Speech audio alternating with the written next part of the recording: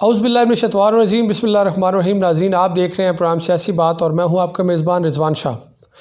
नाज़रीन, जैसा कि आप जानते हैं कि पाकिस्तान मुस्लिम लीग नवाज़ के जो पार्लिमानी बोर्ड है उसने टिकटों की दरख्वास्तें ली हैं और उसके बाद जो है टिकट जो उम्मीदवार हैं टिकट के लिए उनके इंटरव्यूज़ भी लिए हैं। हमारे हल्का NA 54 में भी दो उम्मीदवार हैं जिन्होंने पाकिस्तान मुस्लिम लीग नून के कौमी असम्बली के टिकट के असूल के लिए दरख्वास्त दी है। उनमें एक हैं बैरिस्टर अकील मलिक और दूसरे हैं हाजी ज़रार ऐवान साहब। इसके अलावा तीसरे हाजी मलिक उमर फ़ारूक साहब भी थे, उन्होंने भी दरख्वास्त दी है, लेकिन उन्होंने अपने आप को सरेंडर किया है बैरिस्टर अकील मलिक के हक़ में। लेकिन अभी दो उम्मीदवार जो है वो मैदान में हैं, मुस्लिम लीग नून का टिकट हासिल करना चाहते हैं कौमी असम्बली का। उनमें से एक हाजी ज़रार ऐवान हैं जो हमारे साथ नशिस्त पर मौजूद हैं। इनसे हम बातचीत करेंगे और इनसे जानेंगे कि किस कदर ये पुरुमीद हैं कि मुस्लिम लीग नून इनको टिकट जारी करेगी और ये इलेक्शन जीत पाएंगे। अस्सलाम वालेकुम जी। वालेकुम सलाम। ज़रार ऐवान साहब खैरियत से हैं? शुक्र अल्हम्दुलिल्लाह जी। ज़रार ऐवान साहब ये बताएं जी कि सबसे पहले मैं यहाँ से शुरुआत करूँगा कि दरख्वास्त देने की वजह और टिकट हासिल करने की वजह क्या है। ये इसलिए पूछ रहा हूँ कि इससे चंद अरसा कबल आप और हाजी मलिक उमर फ़ारूक साहब, बैरिस्टर अकील मलिक साहब बिल्कुल भाइयों की तरह थे।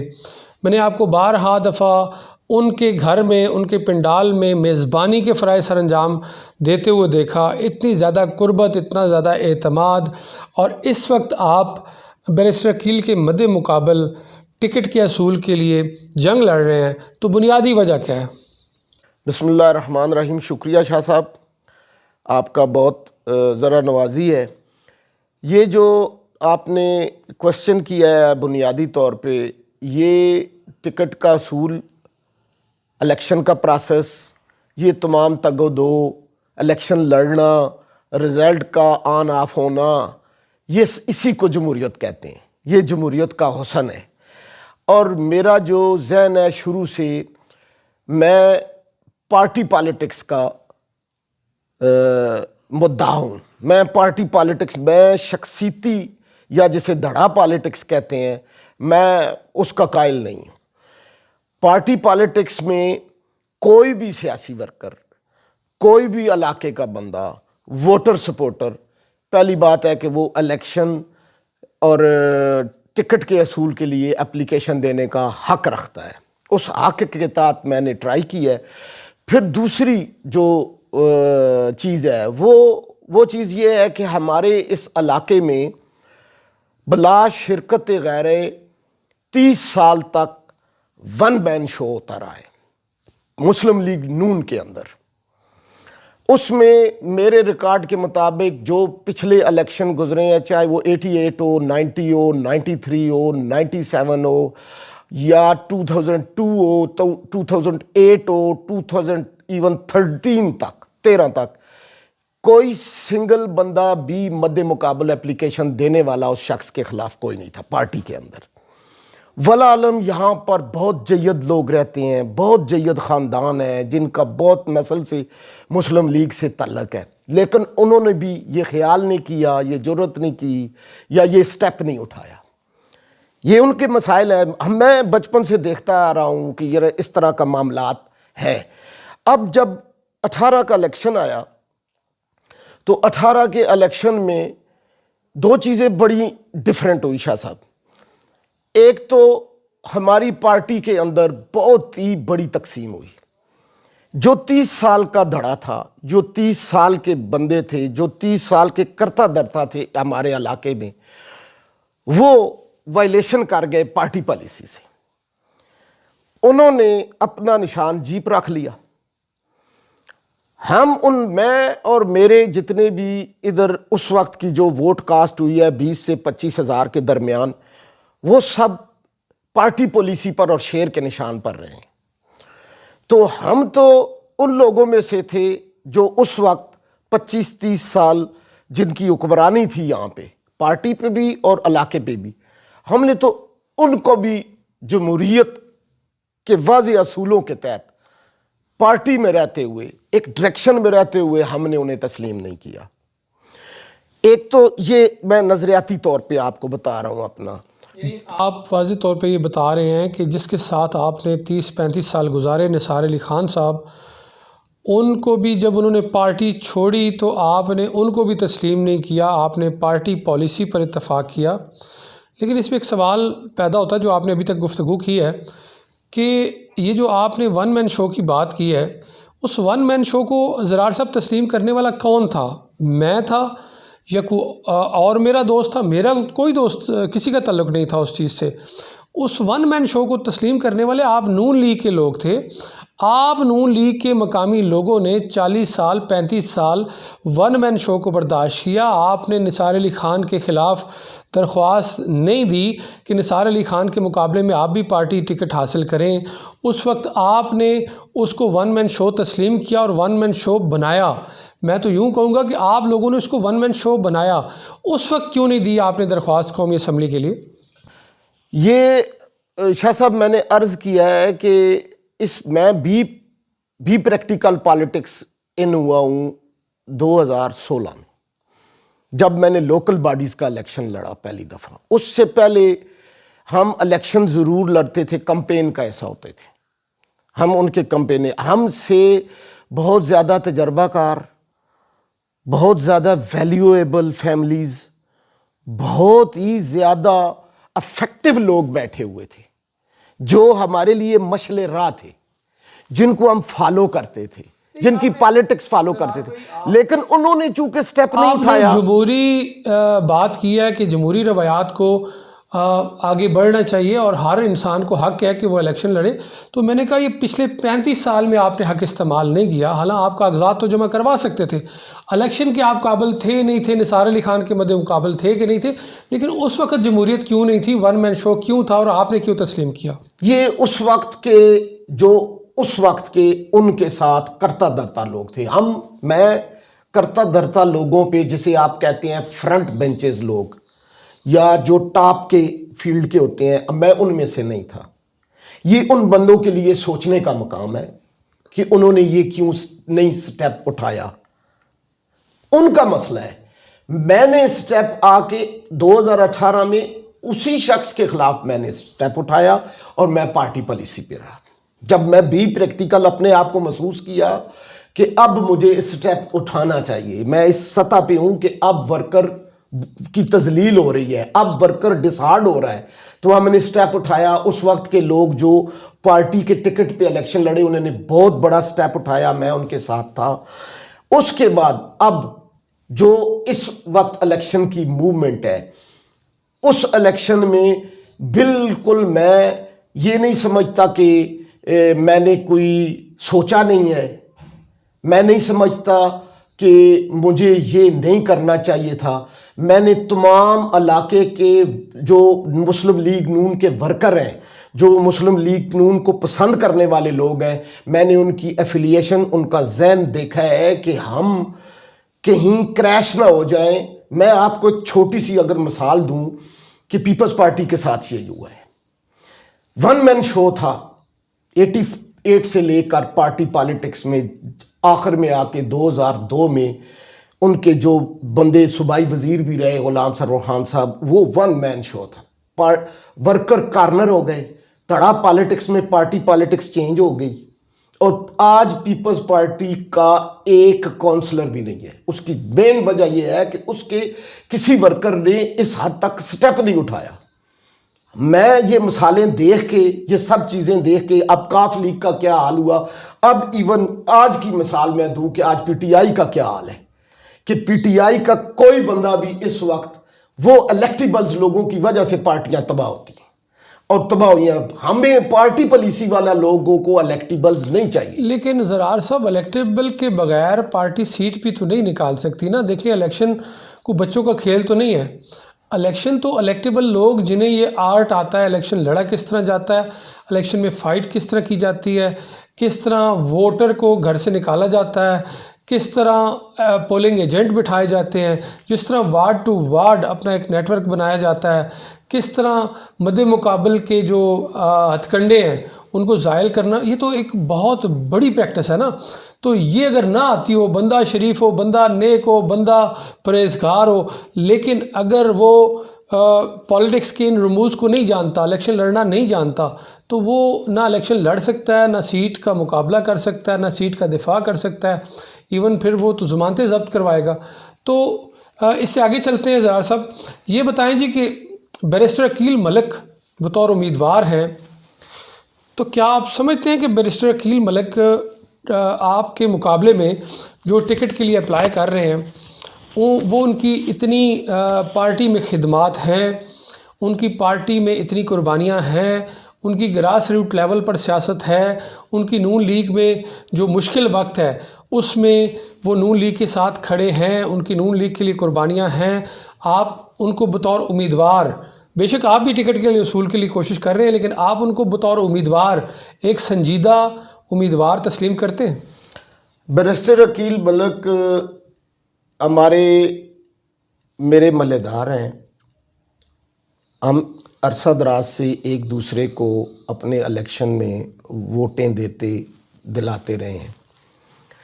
उनके वालिद साहब, मैं बड़े भाइयों की तरह उनकी इज़्ज़त करता हूँ। बहुत नफीस और बहुत अच्छे इंसान थे, अल्लाह उनको गरीक़ नेमत करे। उनकी सारी फैमिली भी एक बिज़नेसमैन फैमिली है। बैरिस्टर साहब बाहर से पढ़ के आए हैं, अच्छे पढ़े लिखे इंसान हैं और बहुत एहतराम करते हैं, उनका भी शुक्रिया। ये जो पॉलिटिक्स मौजूदा दौर की है, मौजूदा पॉलिटिक्स है, इसके तकाज़े कुछ और हैं।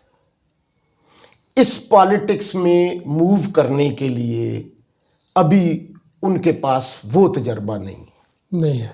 उस एक्सपीरियंस मयार पर पूरे नहीं उतर रहे, एक्सपीरियंस उन पे कमियां, वसाइल मयार पर पूरे नहीं उतर रहे कि कौमी असम्बली के नून लीग की नुमाइंदगी कर सकें। वो उनको तजर्बे की खातरहा कमी है। गो के उनको घर से फैमिली बहुत सपोर्ट है, क्योंकि उनके चचा जो अभी उनके हक में सरेंडर किया है, वो उनका 25-30 साल 2 दफ़ा MP तजर्बा है, लेकिन वो ज़ाती तौर पे इस प्रोसेस में ज़मीनी इलेक्शन गो के उन्होंने लड़ा है, अच्छा लड़ा है। उस वक्त मैं उनके साथ था। आप अपने आप को बतौर उम्मीदवार कौमी असम्बली उनसे बेहतर महसूस कर रहे हैं? मैं ये समझता हूँ कि एफिलिएशन के हिसाब से, पार्टी वर्कर की आवाज़ के हिसाब से, मेहनत तगोदो के हिसाब से मेरा राइट बनता है कि मुझे टिकट दिया जाए और मैं यहाँ पे मुस्लिम लीग नून के परचम को बुलंद करूँ, वर्करों की इज़्ज़त को बहाल करूँ और इलाके के जो संगीन तरीन मसाइल हैं जो 25-30 साल से हल तलब है, उन पे तवज्जो दे के उनको हल करूँ। आप क्या समझते हैं कि मुश्किल वक्त जो पार्टी में था उसमें उनसे ज़्यादा बेहतर आपकी खिदमात हैं, बेहतर कुर्बानियाँ हैं? और आपने जो बात किया मुश्किल वक्त के जो दोस्तों का, कि कौन कौन से दोस्त जो हैं वो मुश्किल वक्त में पार्टी के साथ खड़े थे, तो अगर मुश्किल वक्त मयार है या मुश्किल वक्त ही आपकी पार्टी का मयार है, तो मुझे ये बताएं कि अभी यूथ का ओहदा बैरिस्टर अकील मलिक साहब के पास है, नून लीग की क़यादत ने दिया है। डिस्ट्रिक्ट का ओहदा जो है प्रेसिडेंट का वो मलिक उमर फ़ारूक साहब के पास है, वो आपकी पार्टी की क़यादत ने दिया है। जब आपकी पार्टी की क़यादत ये एतराज़ नहीं कर रही कि मुश्किल वक्त में कौन लोग पार्टी के साथ खड़े थे, कौन मियां नवाज़ शरीफ के साथ खड़े थे और कौन जीप पर सवार हो गए थे, जब आपकी पार्टी ने ये एतराज़ नहीं उठाया, आपकी पार्टी को इस बात का एहसास नहीं है, तो आप इस बात का वावेला क्यों कर रहे हैं? देखिए जी, मैं तो बिल्कुल पार्टी पॉलिसी के साथ हूँ। पार्टी ने उन्हें, जब उन्होंने वायलेशन की, फिर पार्टी ने ओन किया, हमने भी ओन किया, तो खुले दिल दिमाग से ओन किया। उस वक्त के जो मरूजी हालात थे ज़िमनी इलेक्शन में, मैं वाहिद आदमी था पूरे जो 18 के जनरल इलेक्शन की जितनी बॉडी थी, मैंने सबसे पहले उनका जब ज़रार भाई पार्टी ने ओन कर लिया तो फिर इस टॉपिक को ख़त्म हो जाना चाहिए कि मुश्किल वक्त में हम उधर थे, वो उधर थे। मेरी गुजारिश सुने, मुश्किल वक्त में हम शेर के इंतखाबी निशान के साथ खड़े थे, वो जीप पर बैठ गए थे, ये बातें अब ख़त्म हो जानी चाहिए। आपकी पार्टी ने उनको डिस्ट्रिक्ट का ओहदा दे दिया, यूथ का डिस्ट्रिक्ट रावलपिंडी का ओहदा दे दिया, उनको टिकट के लिए उन्होंने अप्लाई किया और उनका ये कहना है, बैरिस्टर अकील मलिक का ये कहना है कि हाजी मलिक उमर फ़ारूक साहब को भी 2 सूबाई नशिस्तों पर जो उन्होंने कागजात जमा करवाए हैं, ये पार्टी हिदायत हैं और उन्होंने भी जो पार्टी के लिए कौमी असम्बली का टिकट अप्लाई किया है, तो इसमें भी उनको पार्टी की हिदायत है। तो ज़रार साहब, जब पार्टी उनको सूबाई सतह पे टिकट के लिए भी हिदायत जारी कर रही है, कौमी असम्बली के टिकट के लिए भी हिदायत जारी कर रही है, डिस्ट्रिक्ट की प्रेसिडेंटशिप भी दी है, पार्लिमानी बोर्ड में उन्होंने उनको बतौर मेंबर भी बिठाया हुआ है, जब पार्टी में करता धरता वो हैं, तो आप फिर ये क्यों बार बार ये एहसास दिला रहे हैं कि मुश्किल वक्त में हम साथ थे और वो साथ नहीं थे? देखिए जी, ये जो तारीख़ी लम्हात होते हैं, आप भी बाज़ औक़ात साफ़ी हैं, बाज़ औक़ात आपको मिसाल देनी पड़ती है 60 की दाई की, 70 की दाई की, इवन आप नेल्सन मंडेला की मिसाल देते हैं। अब तो 2023 है, फिर नेल्सन मंडेला को तो डिस्कस नहीं करना चाहिए तारीख़ के, और आपको ठप देना चाहिए। वो तो फिर आपको किसी चीज़ को डिस्कस, मियां नवाज शरीफ के सामने गए थे इंटरव्यू के लिए, तो ये तारीख़ के औराक आप उस वक्त खोलते ना, आप मियां साहब को बताते कि मियां साहब पार्टी में ये वक्त था, मुश्किल वक्त था, हम यहाँ खड़े थे, वो वहाँ खड़े थे, तो ये बातें आप मियां साहब के सामने करते। मेरा ख्याल है शायद आप बहुत ज़्यादा मसरूफ़ थे, मैंने ये बातें की हैं जी, मेरी बहुत अच्छी डिस्कस हुई है। उसमें जितने टिकट होल्डर बैठे हुए थे, ज़िला रावलपिंडी के भी और टेक्सला के भी, वाह के भी, दोनों पीपीओ के और एनए के, उनके सामने मैंने बात की है। मियां साहब को एक एक चीज़ मैंने बताई है, और ये उनका विजन है कि उन्होंने मेरी बात सुनी है, और ये मैं उनको क्रेडिट देता हूँ कि उन्होंने मेरी बात को वो मुश्किल वक्त और वो जीप वाली सारी कहानी सुनाई, सब बातें हुई हैं सर, सारे बैठे हुए। थोड़ा सा शेयर करें ना सर। वो भी शेयर करूँगा। मैं एक चीज़ आपको बता दूँ सर, मुश्किल वक्त का मैं दिल से ये कह रहा हूँ कि मैं पॉलिटिक्स दिमाग से भी करता हूँ, ज़्यादा दिल से करता हूँ। मैं आपको एक शेयर कर दूं कि ज़िमनी इलेक्शन में जब टिकट मिला बैरिस्टर साहब को, तो मैं पहला बंदा था जिसने अपने घर में उनका प्रोग्राम कराया, पहला बंदा उस पूरे सुनारी 18 के जनरल इलेक्शन की बॉडी का मैं पहले, ये वो खुद गवाही देंगे, मैंने किया है और मैंने सबसे वायलेशन की है। D180H में हम गए, हमजा साहब के साथ हमारी मीटिंग हुई, तो मैंने उनके सामने भी कहा मैं शेखुपुरा का और खारियां का मैं जरगा नहीं मानता। मेरे मियां साहब को मुश्किल वक्त में जीप पे बैठने वाले की दास्तान किस तरह सुनाई गई है? देखें जी, हम वहाँ गए, सबसे पहले मैं आपके प्रोग्राम के तवासत से एक बात सबको बता दूं, जिस लेवल पे मियां साहब हैं, 3 टाइम के वो प्राइम मिनिस्टर हैं, इंटरनेशनल लीडर हैं, मेरे जैसे लोकल गली मले के सियासी वर्कर की इतनी गौर से और इतनी दिलचस्पी से बात सुनना, मैं उनको इंतहाई खराज अकीदत पेश करता हूं कि इस लेवल के लीडर की, मुझ जैसे बंदे की बात सुनना, ये जमहूरियत है।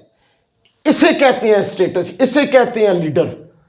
यकीन करें उस सतह पे शाह साहब, एक मैं लफ्ज़ ऐड करना चाहूँ, उस सतह पे जितने लीडर हैं उनके जहन में 70% फ़िरौनियत होती है।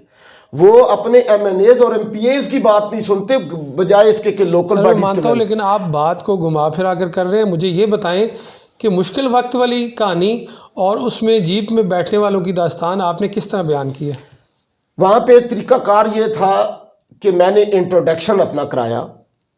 उस इंट्रोडक्शन में मैंने बताया बी प्रैक्टिकल में कब आया, 18 के इलेक्शन जो है वो स्पेसिफिक फार्मूला है हमारी पार्टी का, जहाँ जहाँ पे जीप थी। मैंने उनको बताया 18 के इलेक्शन में आपकी पार्टी पॉलिसी और आपके बयानियों को मैंने फॉलो किया। आपने फॉलो किया? मैंने फॉलो किया। मैंने उनको बताया, यहाँ से बात शुरू हुई। और ये भी बताया किस किसने फॉलो नहीं किया? ये ऑलरेडी उनको पता था। नहीं, और तो मैंने इन अल्फाज में कहा, मैं वो अल्फाज दोहरा देता हूं, मैंने इन अल्फाज में कहा कि उस वक्त जो हजरात जीप पे गए थे, आज वो फ्रंट बेंचेस पे हमारे पास है, आपने कबूल किया, हमने भी कबूल किया। आपने हमें शेयर का टिकट जिस बंदे को दिया, हमने उसकी फॉलो की। आपने बाद में जिन बंदों को दोबारा शेयर का टिकट दिया, वापस आए, हमने उनको भी कबूल किया। तो ज़रार अहवान साहब, जो जीप पे सवार जितने भी सवारियां थीं, जितने भी लोग थे, उनको आपने ड्राई क्लीन किया, उन्हें आपने पार्टी में वापस लिया, उन्हें आपने तस्लीम किया, उन्हें आपकी क़यादत ने तस्लीम कर लिया। तो एक रह गए थे बेचारे चौधरी निसार अली खान, उनको भी वापस बुला लेते और उनको भी तस्लीम कर लेते, पार्टी क़यादत को भी तस्लीम करवा देते। जो फाइनल अथॉरिटी है शाह साहब, जिसका नाम मियां मोहम्मद नवाज शरीफ साहब है, उन्होंने बाकियों को कबूल किया, हमने भी किया। जिस दिन वो चौधरी निसार अली खान साहब को कबूल करेंगे, वेरी नेक्स्ट मिनट मैं भी कबूल करूंगा। मैं पहला बंदा होऊंगा बड़ा जो मियां टेक्निकल मोहम्मद नवाज आंसर शरीफ है, के बड़ा बाद। टेक्निकल आंसर है। जी, मैं अच्छा, मुझे ये बताएं जी कि बैरिस्टर अकील मलिक हैं, मुस्लिम लीग नून के टिकट के लिए अप्लाई कर रहे हैं, लोग उन्हें एक मजबूत उम्मीदवार के तौर पे भी देख रहे हैं। बहुत सारे लोगों ने उनको तस्लीम भी कर लिया है। डिस्ट्रिक्ट प्रेसिडेंट है हाजी मलिक उमर फ़ारूक साहब, गो कि उनके चचा हैं, लेकिन ज़ाहिर है 35 साल से वो सियासतदान है, अच्छे सियासतदान हैं। उन्होंने भी उनके हक़ में सरेंडर कर दिया है। तो क्या आप भी इस बारे में कुछ सोचेंगे? आप भी बैरिस्टर अकील के हक़ में सरेंडर करने के बारे में सोचेंगे, या आप समझते हैं कि आप उनसे ज़्यादा बेहतर लीडर हैं? पहली बात तो ये है शाह साहब के लीडर जो होता है पार्टियों में एक ही होता है। हमारा लीडर है मियां मोहम्मद नवाज शरीफ। बाकी कोई एमएनए होता है, कोई एमपीए होता है, कोई चेयरमैन होता ये है, सारे कोई सियासी बयान मैं नहीं देने दूंगा आपको, कोई मुझे ये बताएंगे। नहीं नहीं, सारे सियासी बयान नहीं, पहले आपने टेक्निकल जवाब दे दिया कि मियां साहब जो कहेंगे वो तो ऐसे ही होगा जो मियां साहब कहेंगे। मैंने तो पहले ये सवाल किया था कि जीप के जितने भी सवार थे सारे उतर के आ गए हैं और वो रह गए हैं, उनको भी आप दावत दे देते। ये चले कम से कम आप इतना तो कह देते कि चौधरी निसार अली खान साहब हम आपको भी दावत देते हैं, अपने वापस जमात में आए, पार्टी में आए। वहाँ आपने एक टेक्निकल जवाब दिया। अब मैं ये पूछ रहा हूँ कि बैरिस्टर अकील मलिक को क्या आप बतौर लीडर, क्योंकि बाकी तो सारे तस्लीम कर रहे हैं उन्हें, उनके चचा भी कर रहे हैं, आप भी तस्लीम करते हैं कि नहीं? बेशक तजर्बा उनका कम है, सलाहियतें होती हैं बंदे में, छोटे भाई हैं, छोटे भाई सलाहियत में ज़्यादा हो सकते हैं, लीडर नहीं हो सकते। आपके लीडर नहीं हैं? छोटे भाई हैं, छोटे भाई हैं। लीडर एक ही है जो उनका भी है और मेरा भी है, वो मियां मोहम्मद नवाज शरीफ है। छोटे भाई सलाहियतों में ज़्यादा हो सकते हैं, लीडर नहीं हो सकते। अच्छा, कोई पैचअप की कोई उम्मीद है आपकी और बैरिस्टर अकील की आपस में? मियां मोहम्मद नवाज शरीफ अगर वो कहेंगे फैसला करेंगे। अगर वो कहेंगे तो जी, वो टिकट देंगे, पहला बंदा होगा, कोई मसला ऐसा तो नहीं होगा कि आपस में कोई मामलात हो जाए? नहीं जी नहीं। मियां मोहम्मद नवाज शरीफ साहब जिसको टिकट देंगे, मेरा तो ट्रैक रिकॉर्ड है, 18 में जिसको टिकट दिया मैंने दिया, वो कबूल किया ज़िमनी। ये तो मैं मुझ पे सवाल ही नहीं बनता शाह साहब, मैंने तो ये वक्त गुजारा है।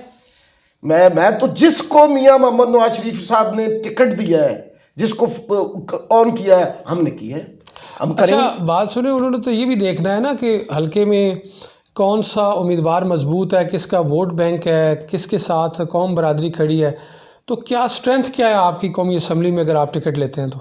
जी, टिकट अगर मुझे पार्टी मेहरबानी करती है, पार्टी एतमाद करती है, पार्टी सब कुछ करती है, तो मैं इंशाअल्लाह अल्लाह के फ़ज़ल के, पहले भी अल्लाह के फ़ज़ल से, फिर अल्लाह के फ़ज़ल से, फिर अल्लाह की मदद से पार्टी की जो नून लीग का कौमी असम्बली की सीट है वो काफ़ी अरसे बाद अगर निकालने की पोजीशन में हूँ तो वो मैं हूँ।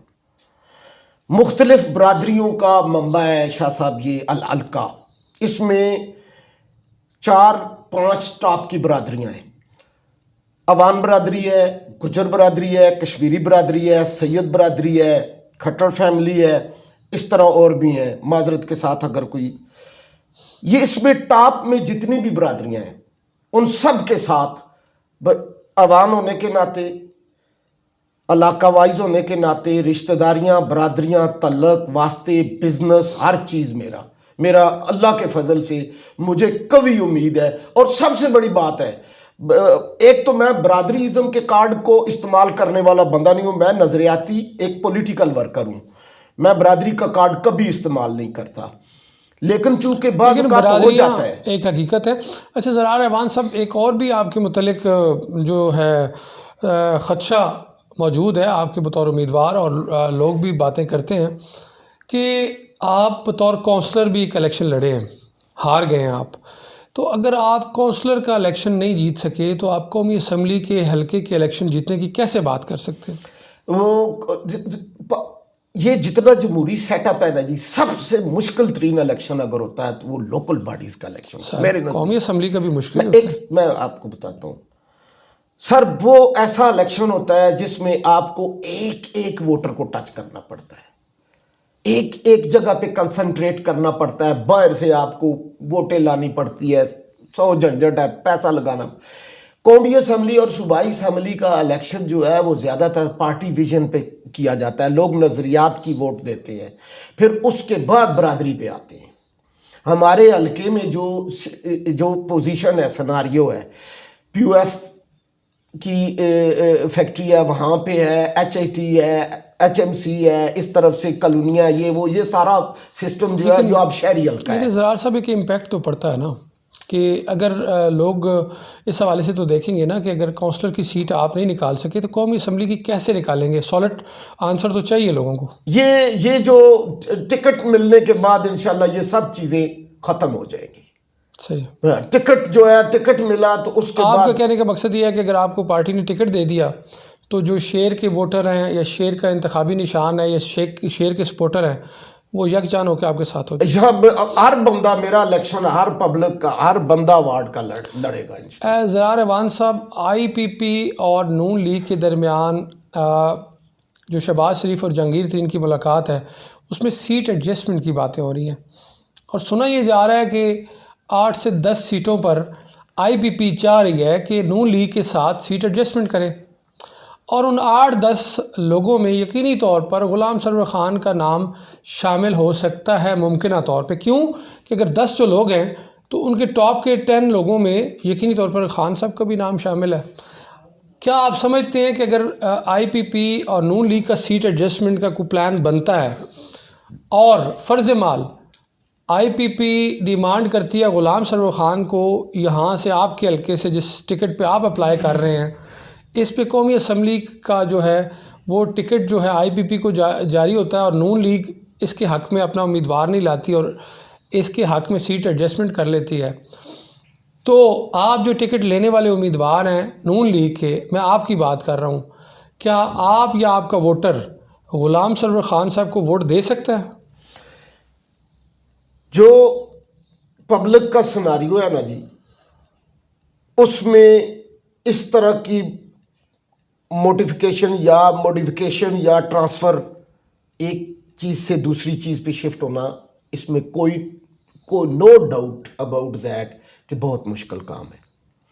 लेकिन जो इस वक्त पोजीशन नून लीग की है, लोग मियां मोहम्मद नवाज शरीफ के बयानिए और पॉलिसी पर एतमाद करते हैं, वो उनको ही फॉलो करेंगे। अगर उन्होंने ये फैसला किया कि IPP के साथ सीट एडजस्टमेंट होती है और इस सिलसिले में हमारे हल्के में भी सीट एडजस्टमेंट होती है, तो नवाज शरीफ के इस पॉलिसी और इस बात को लोग ज़्यादातर कबूल करेंगे। आप कबूल करेंगे? मैं अगर ग़ुलाम सरवर ख़ान बतौर उम्मीदवार आते हैं, मुतफ़िका उम्मीदवार सीट एडजस्टमेंट में, तो आप उनको वोट देंगे? मैं मियां मोहम्मद नवाज शरीफ साहब जो पॉलिसी बनाएंगे मैं उसको वोट दूंगा। अगर वो पॉलिसी बनाएंगे तो आप वोट देंगे? मैं मियां मोहम्मद नवाज शरीफ साहब को उनकी पॉलिसी के तहत उनको वोट दूंगा। बहुत शुक्रिया। नाज़रीन, हमारे साथ शरीकी गुफ्तगू थे हाजी ज़रार अवान साहब जो कि उम्मीदवार हैं कौमी असम्बली के और टिकट के असूल के लिए मुस्लिम लीग नून में इन्होंने दरख्वास्त दी है, इंटरव्यू दे दिया है और पुरुमीद हैं कि इन्हें टिकट मिल जाएगा। इनकी स्ट्रेंथ बहुत सारी बरादरियाँ हैं, इनकी अपनी बरादरी का वोट बैंक जो है वो 80,000 के करीब है और बाकी बरादरियों के साथ भी इनकी बहुत अच्छी अंडरस्टैंडिंग है। ये पुरुमीद हैं कि अगर टिकट मुस्लिम लीग नून का मिल जाता है और शेर का इंतखाबी निशान मुझे मिल जाता है तो यकीनी तौर पर यह इलेक्शन जीत जाएंगे। नाजरीन, प्रोग्राम सियासी बात में एक नई शख्सियत के साथ दोबारा आपकी खिदमत में हाज़िर होंगे। फिल वक्त अपने मेज़बान सैयद रिजवान हैदर को प्रोग्राम सियासी बात से इजाज़त दीजिए। अल्लाह हाफ़िज़।